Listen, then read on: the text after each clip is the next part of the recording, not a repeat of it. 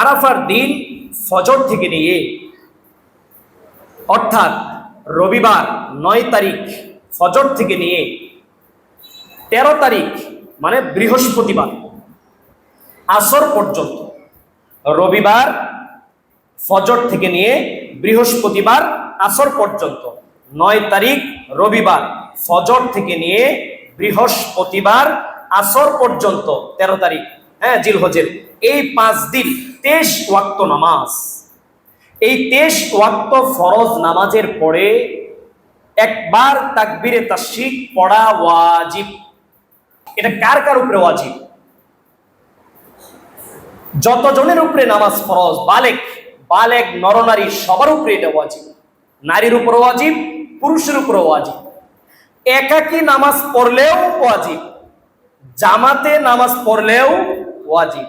জামাতে নামাজ পড়েছেন ঠিক, কিন্তু আপনি মাসবুক হয়ে গেছেন, তো ইমাম সাহেব সালাম ফিরায়া তাকবীর কইরা ফেলছেন, আপনি তখন নামাজে, তাহলে ওই মাসবুক ব্যক্তি তার নামাজ শেষ করেও এই তাকবীর পড়তে হবে।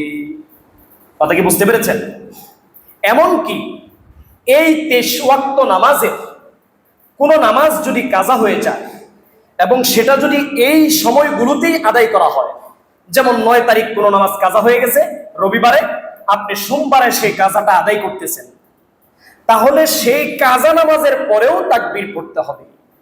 হ্যাঁ, এটা যদি আপনি পরে সময় চলে যায় ১৩ তারিখের পরে কাজা করেন, তাহলে আবার পড়া লাগবে না। কিন্তু এই ১৩ তারিখের ভিতরেই যদি কোনো নামাজ কাজা হয় এই নামাজগুলোর মধ্যে, এবং এর মধ্যেই যদি এই কাজাগুলো আদায় করেন, তাহলে সেই কাজা নামাজের পরেও তাকবীর পড়তে হবে। মারাত্মক ধরনের অলসতা এই তাকবীরের বেলায় পাওয়া যায়। আমাদের মা বোনরা অনেকে পড়েই না,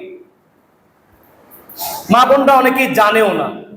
এজন্য আমাদের দায়িত্ব, যে বার্তাগুলো জরুরি বার্তা, সেগুলো সবার আগে আমরা জুমায় শুনবো, এসে মনোযোগ দিয়ে শুনবো, সেগুলো নিয়ে বাড়িতে পৌঁছে দিব। এজন্যে এই তাকবীর তো সবাইকে পড়তে হবে।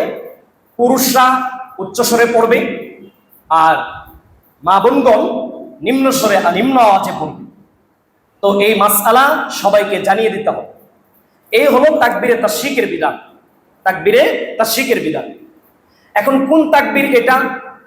তো এটার একাধিক তাকবীর মানে শব্দ হাদিসের মধ্যে এসেছে।